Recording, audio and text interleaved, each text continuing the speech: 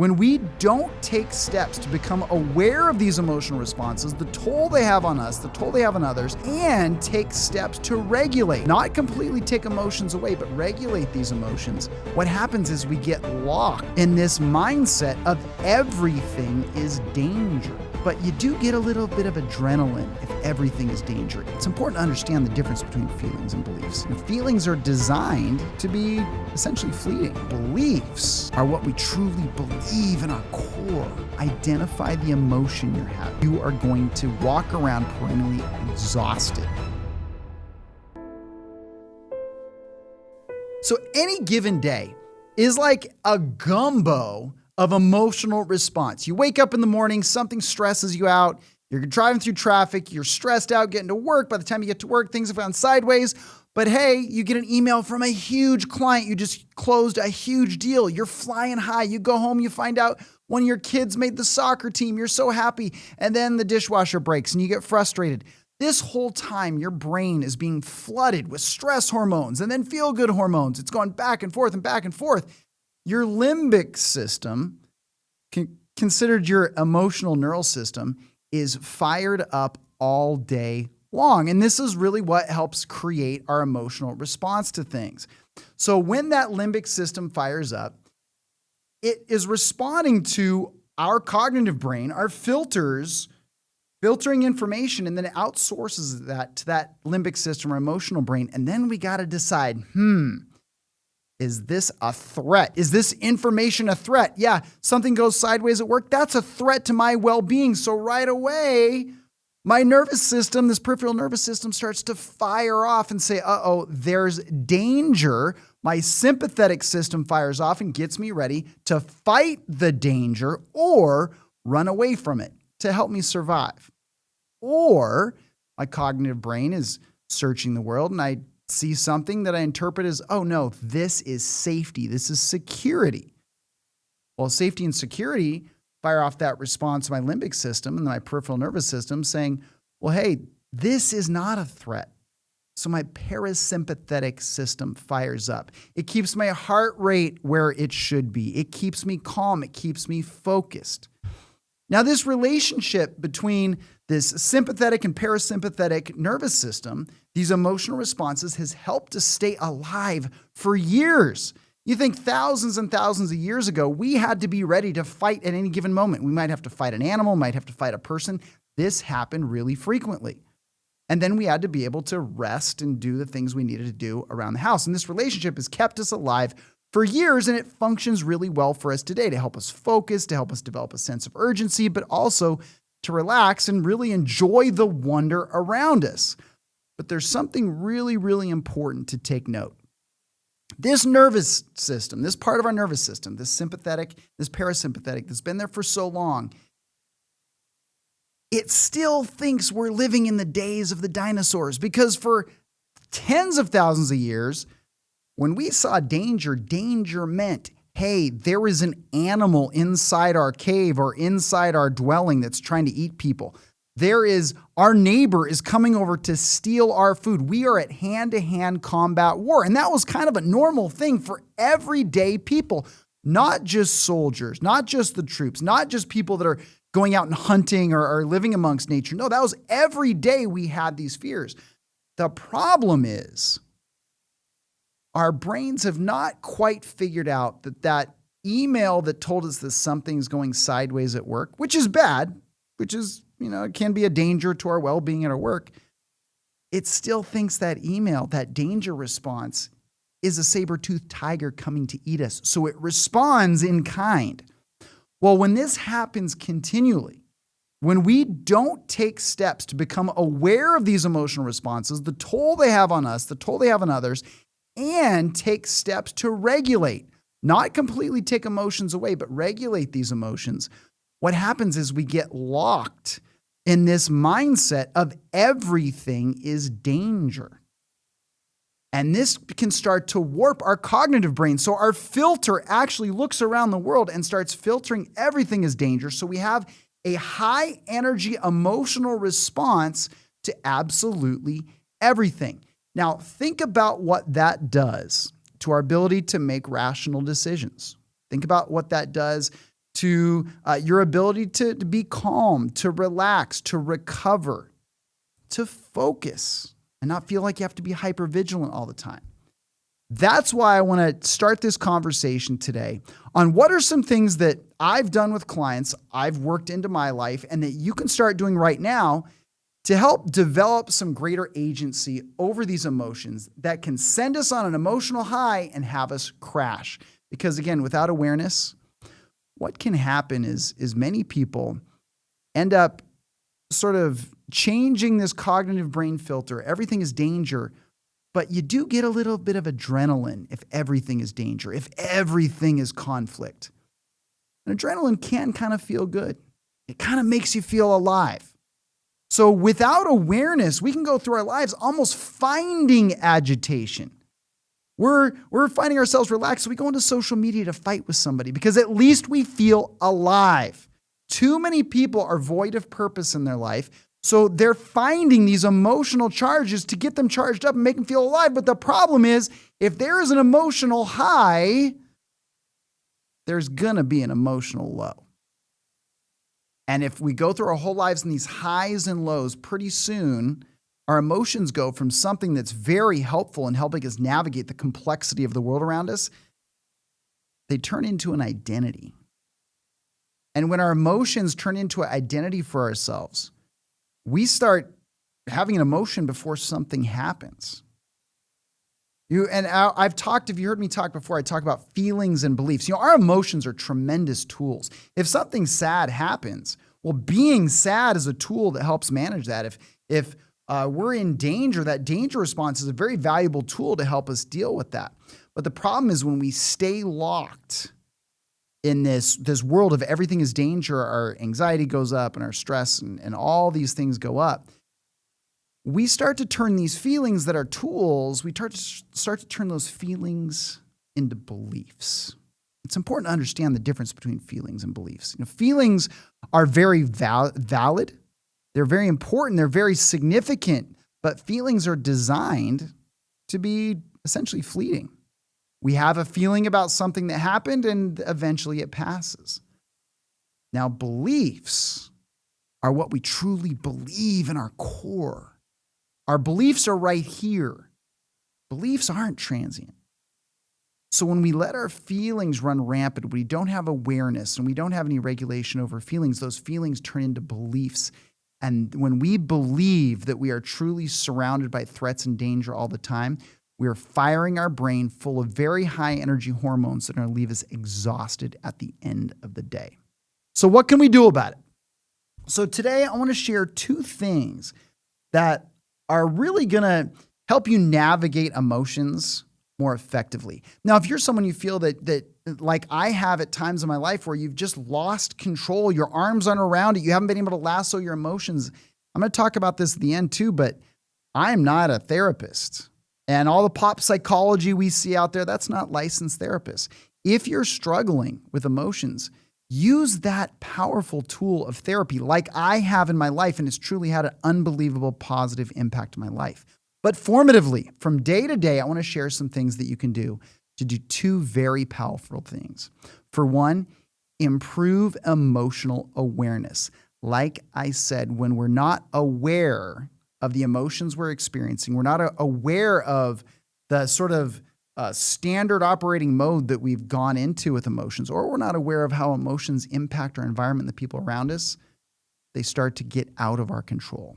And the second thing is I want to share with you some strategies to help actually regulate emotions. And the point of emotional regulation is not to take away emotions that you experience as negative. Again, those can be tools. But it's to give you some tools and give us all tools so we don't stay in those emotions. So let's look at emotional awareness and what emotional awareness really is. So emotional awareness is becoming aware of the situations, the environment, the people, the actual events, and your symptoms of an emotional response. And a lot of people, when I first heard this, was like, well, yeah, if I'm mad, I'm mad. I mean, these jerks I work with, or these jerks in traffic, or or I'm happy with my family. I like my family, but you got a teenager. A teenager's going to set me up. We just assume that we know what fires us up and makes us get these high energy emotions, but developing the awareness of what are the situations. Am I more emotional when I haven't slept? Am I more emotional when I haven't eaten? Or maybe when I've eaten too much, or when I've been sitting there all day, or if there's loud music in the background, or if it's, I'm in with certain people. Because when you have awareness, you have some data. And that doesn't mean you immediately can swoop in and make everything perfect. But what it does, it just gives you some information so that you can assess and say, well, gee, what is this situation? Maybe I could change the environment. Maybe I could change the way my brain is preparing for this situation. Maybe I could slightly change the way I respond to this. Maybe I could avoid this situation. It's a very, very powerful tool to be able to become aware of your emotions. I'll share with myself when my wife passed. I feel that when I talk to a lot of my friends, the emotion that men, and I'm not talking for everybody here, but of the people that I've talked to, a lot of the close friends I have, the emotion that we immediately identify when things don't go well is we assume we're angry. And so when my wife passed, I was angry. I thought that's what it was. And it was only going through therapy that I realized that, well, anger absolutely is part of it, but it was fear. It was actual hurt. It was grief. It was all these different things. And for the first time in my life, going through that, I had to learn what these different emotions were by becoming aware and sitting with them and not just defaulting to the one emotion that we're the most familiar with. Because here's the problem with that. If I respond to everything that doesn't go well with anger, I'm just going to be angry. The antidote for anger, the things that are going to help me work through my anger, are not the same things that are going to help me work through fear or grief. It's kind of like saying my foot hurts, so I take Pepto-Bismol. Here in San Diego, and I know a lot of places, we have rattlesnakes. And if you God forbid, you get bit by a rattlesnake, it's really important that you take a picture or you identify the type of rattlesnake that bit you so that they can give you the correct antivenom. It's the same thing with our emotions. It's taking that opportunity to understand what creates them, what are the emotions we're experiencing. So then we have some data so we can fine-tune our ability to actually manage those emotions. So one of the more effective ways to help us change the way our minds work with emotions is called cognitive behavioral therapy. Now, cognitive behavioral therapy is from psychology. It's from the therapy world. I am not a therapist, and neither are all these other pop culture therapy people. Get with a licensed therapist if you're struggling. However, the basic tenets of cognitive behavioral therapy is just restructuring the way your brain uses its filter to understand what actually is a threat, what is worth this huge emotional response, and actually lets that cognitive brain start to work with your emotional brain. So an example of using cognitive behavioral therapy was being in a situation, being aware, okay, I'm having a one-to-one argument. I realize I'm in an argument. And catching the thought that you have that sets you off. Maybe the thought is, you're offending me. You're thinking I'm less than you. Whatever that thought is, but it's important to stop and actually catch that. And then identify the emotion you're having. Now, don't just automatically say, okay, well, I'm angry. Is it I'm confused, I'm threatened, I'm scared, and then rate the intensity of that emotion. Like write it down. If you're in an argument, you might key up to a 9 out of 10 just in an argument. You realize what a 9 out of 10 does to your adrenal system?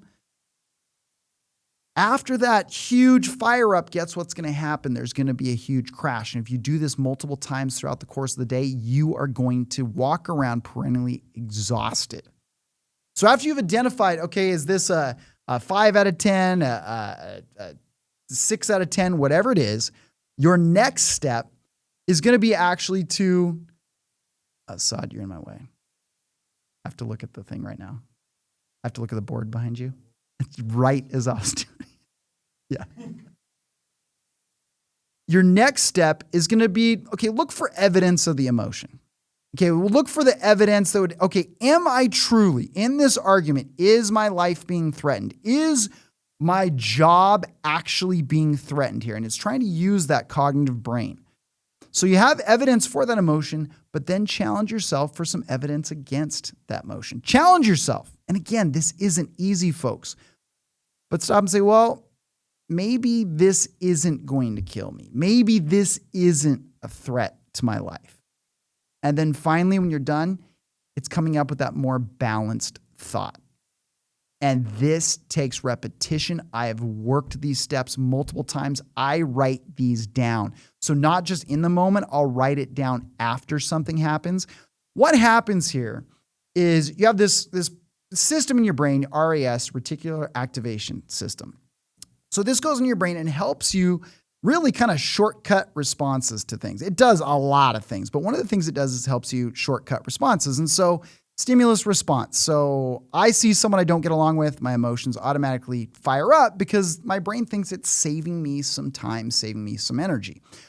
But what happens is when we're constantly having these negative emotions and interactions, pretty soon that part of our brain is just like, yeah, everything sucks. Everything's a threat. When you go through this cognitive behavioral therapy, what you are doing is you're sending an error code to this system, this loop that your brain is always in, seeing everything as a threat. You're sending an error code. And pretty soon, the reticular activation system says, wait a minute, this isn't right. You said that this is worthy of a 9 out of 10 of your energy, of your response. But it's not, because we've been through this 50 times in the last month where you've wrote this out. It starts to think differently. There's different synaptic activity in your brain. It actually myelinates, which means it makes pathways more efficient. It insulates the nerves. It myelates differently. So you actually have a different response. So again, something that's going to be very, very effective just to develop some awareness so you have some data. It's kind of like thinking about this. So let's say you have a 2-story house. You walk into the house, everything upstairs is high energy emotions. All right. And it could be, we'll talk about it in a second, but it could be something you experience as good, experience as bad. Everything upstairs is high energy emotions. Everything on the ground floor is low energy emotions. You might experience some good, you might experience some bad. Okay. So high energy, low energy. Now, if I go upstairs into the high energy emotions, if I take the hallway on the right, these are going to be high energy emotions that I experience as positive. So I'm elated, I'm excited, I'm celebrating something. If I take the hallway to the left, well, these are high energy emotions that I experience as negative. Now, notice I didn't say they were bad emotions. Every single emotion that we have as humans helps us navigate this complex world. But we generally experience them as bad. This is when I'm defensive, I'm angry, I'm fearful. So just picture that. These are all the hallways to rooms. So I got these different rooms upstairs. Now, if I stay on the ground floor, those are low energy emotions. If I take the hallway to the right, to the big room on the right, those are low energy emotions that we experience as positive. So these are things like content, peaceful, relaxed. If I take that stairway or the hallway to the left, I'm going into low energy emotions that I experience as negative. So this is where we're depressed. This is where we're sad, we're hopeless, we feel helpless. And again, all of these emotions can help us navigate the world.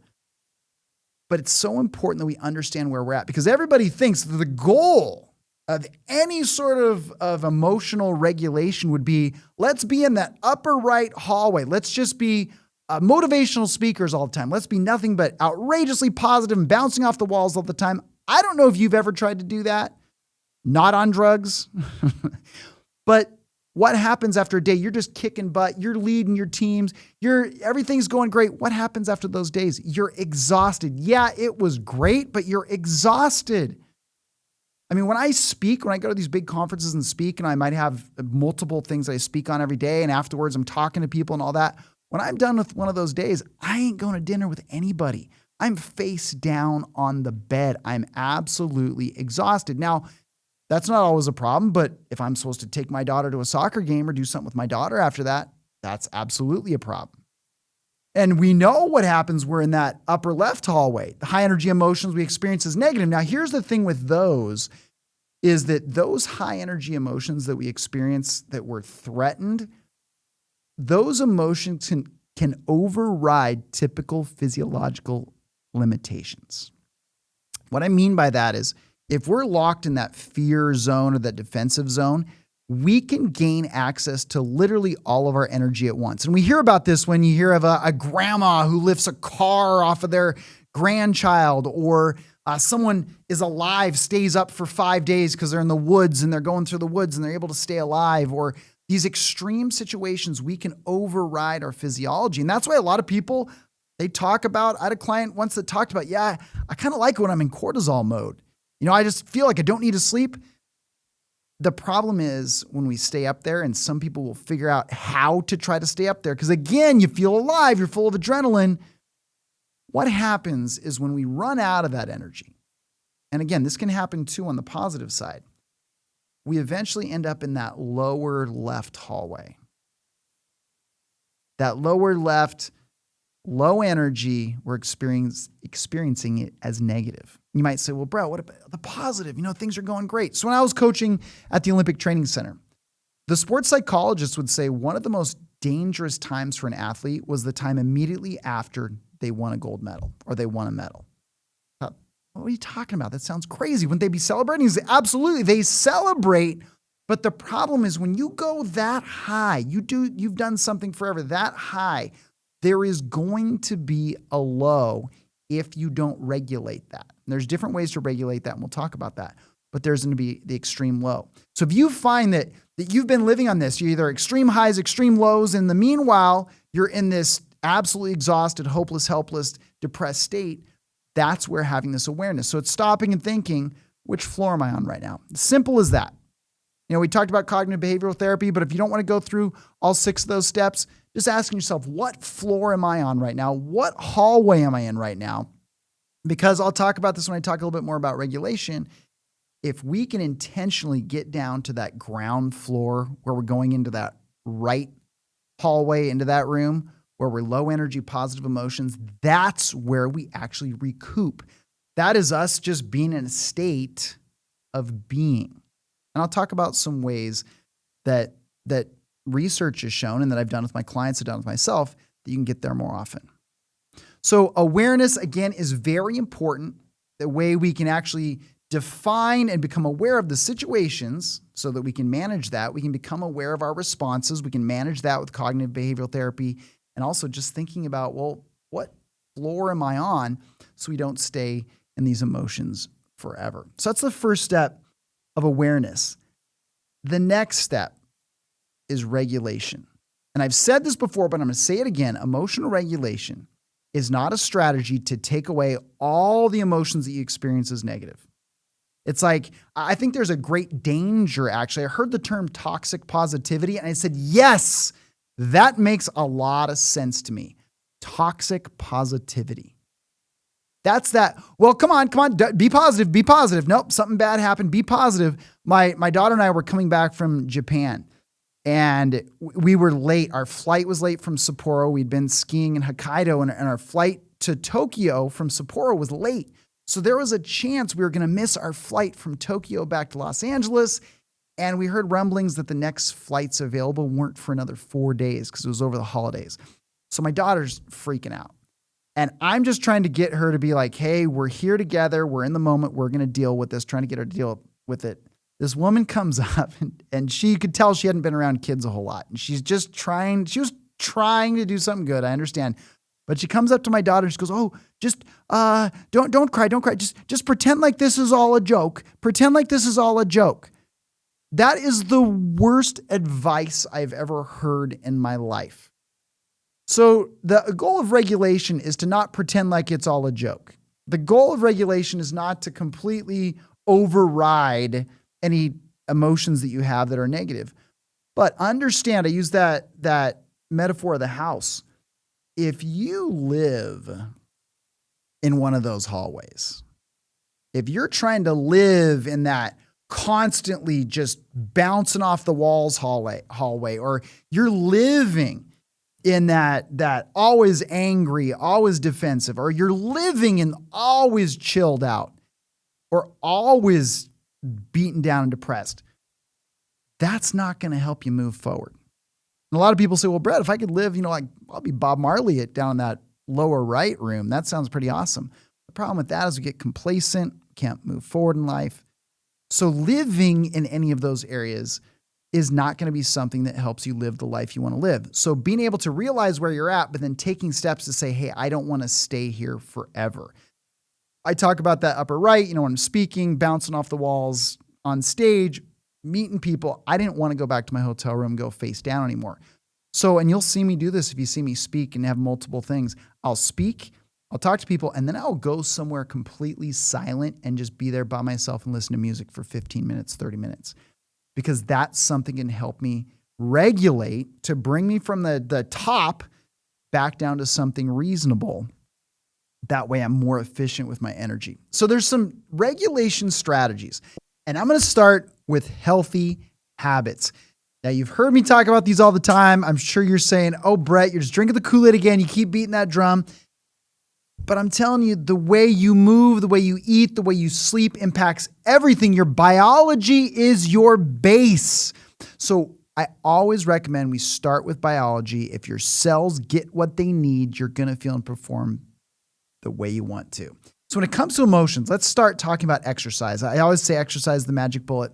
But for your emotional regulation, it's amazing because one of the things that exercise does is it exposes your brain and body to a controlled amount of stress called hormesis. Well, when you're exposed to this controlled amount of stress, your brain and body have this stress response over and over and over again. Well, what happens over time is particularly the amygdala, this part of your brain that's responsible for switching on that stress response, it starts to dampen how that amygdala responds to these different things, to daily stress. So if I do regular exercise, pretty soon my amygdala is like, I'm always hit with these little stressors. So there's all this little stuff around me that I'd usually see as danger or a threat. It's not a threat. It's like any time, and a matter of fact, any time that we put ourselves intentionally into a stressful situation, similar to exercise, where we're applying intentional stress, where we can actually work through and bring something out of us that helps us manage the stress, it helps us manage that emotion of stress better for the long term. Also with exercise, we're improving our mood through a lot of different feel-good hormonal responses to exercise. They talk about, oh my gosh, after exercise, it feels so good. They actually found that our cannabinoid receptors, our Bob Marley smoking the reefer receptors in our brains actually respond to exercise, and it's those that actually give us that good feeling after exercise. So regular exercise is something that can help us regulate our emotions without even having to do it acutely. It just helps us naturally regulate our emotions over time. Now, what you eat is also important. Not only if you get enough nutrients, your brain's gonna be working the way it's supposed to, so you have better regulation, but also I want you to think about, have you ever been absolutely starving and said, wow, I'm starving. I am so patient and happy and compassionate right now? Probably not, because when your brain doesn't have enough food, or you've gone hours without eating, or you ate things that didn't have anything like fat, protein, and fiber that keep you full, all of a sudden you're hungry again. Your brain says, hey, you're in danger. The only thing that matters is finding food. So finding that right frequency and quality and amount of food is going to be really important. But also the food you eat, that quality of the food you eat. One of the things that we tend to do, like I said, is we like to amp up our adrenals. We like to get ourselves amped up because we think that's energy. We put ourselves in these high energy states with caffeine, which some of these other things. When that becomes the go-to, when we're consuming too much caffeine, over 300 milligrams a day, it actually keeps us in those high energy emotions, and we got to keep cranking them out, and pretty soon we're going to crash. So with your nutrition, avoiding things that jam you up into those high energy states for long periods of time, constant caffeine intake, things like that are going to eventually lead to that crash. But also they found intake of things like sugar and alcohol. sugar in particular, alcohol as well, can actually shrink this area of your brain called the hippocampus. Now, the hippocampus helps us remember things. It helps us form our ideas and views about the world. It's this very powerful part of our conscious brain. It actually shrinks with high sugar intake in our diet over a long period of time. So minimizing sugar, minimizing alcohol, making sure that you're not going long periods of time and starving yourself, and you're not stuffing yourself over full, because I've never heard anybody after Thanksgiving dinner say, wow, I'm so full of energy, I want to go run a marathon. We don't feel great when we're too full or we're too hungry, or after we've eaten a bunch of low nutrient quality food. Both acutely and over the long term, that's going to be something that's damaging to our emotional system. Now, finally, sleep. Sleep is probably the most impactful of our health habits. Sleep is going to have the greatest impact on our emotional state. Because when you don't sleep, when you're going through periods where you're not sleeping, what happens is your brain thinks something is wrong. That stress, you're going into those high energy stress, even though it's weird because we're sleeping, we're tired, but our brain is actually in high energy vigilance. It thinks something is wrong. When you're very tired, very few people can ever say, oh yeah, I'm so tired, and that just makes me such a great person. One of the reasons for this is our brains have this system, the HPA axis, the hypothalamic pituitary adrenal axis. When you don't sleep, and there's other things that manipulate it, but when you don't sleep, it makes this axis more sensitive. So your hypothalamus detects change, or it detects some sort of danger, and right away it sends it to the pituitary to tell the adrenal gland to release adrenaline and hormones and all these different things. That's the HPA. And it becomes more sensitive when we're tired. That's why when you haven't slept, you're more irritable and all those different things. So sleeping is going to be a critical piece of helping regulate your emotional system. The recommendations, 7 to 9 hours. Just don't get less than 6. And if you find yourself struggling with sleep, talk to your physician, talk to your doctor, or first evaluate your habits around sleep at night. Be 6 years old after 9 o'clock. Follow what you would do for a 6-year-old after 9 o'clock. If you're going to send a 6-year-old to bed, do that same thing for yourself. Calm down, bring it all down so you can actually get some sleep. So those healthy habits are going to be absolutely critical, but also looking at mindfulness practice. And mindfulness practice, this is a little bit what we're talking about, the cognitive behavioral therapy, becoming aware of your emotional state. But just doing things like deep breathing, meditation, just as something simple as breathing out for longer than you breathe in. So do this, take a breath and breathe out longer than you're breathing in. That is going to stimulate your parasympathetic system. So that is going to lower heart rate. It's going to allow you to focus better. Now, what can happen? So all of a sudden you're feeling this huge rage of high energy emotion you want to regulate. If you take a deep breath, that's not some magic pill that's going to send you to Bob Marley land for the whole afternoon. But what it does is it buys you a moment where you can actually go through those steps of the cognitive behavioral therapy. You can actually think about, gee, what floor am I on right now? It buys that moment where your cognitive brain can swing in and say, hey, is this what we want to be doing? Is this how we want to be responding? So taking that deep breath is critical. With meditation, I am a daily meditator. It's changed the way my brain works in regards to emotions. I can tell you that. I'm one of the biggest proponents of it. Every single morning at about 4:45 a.m., I'm sitting in front of my red light meditating for 20 minutes. Absolutely changed my life. One of the things that they found that long-term meditation can do, it actually more gray matter in your prefrontal cortex. So you actually have more of the area of your brain that helps you make rational decisions. It can also shrink your amygdala, that fear center of your brain. There's this research with monks. I always find this fascinating. So they wanted to see the startle response of monks who spent a lot of their day in meditation. So they hooked all these electrodes and all these biomarkers up to these monks, and they wanted to measure the startle response, which is like, okay, they're sitting there in meditation, all of a sudden they crank loud music or they disrupt them somehow, and they wanted to measure their biological feedback. Did their heart rate go up? What happened to their brain activity? So they found that the monks, both in a meditative state and out of the meditative state, so they're meditating, but then they actually weren't meditating. This was after meditation. they had these headphones on them. They'd be sitting there and they'd just crank like AC/DC or some like heavy metal or something like that out of nowhere, and they'd measure all their biofeedback. They found that they processed this disruption in the areas of the brain more responsible for things like compassion. So they didn't have the fight or flight.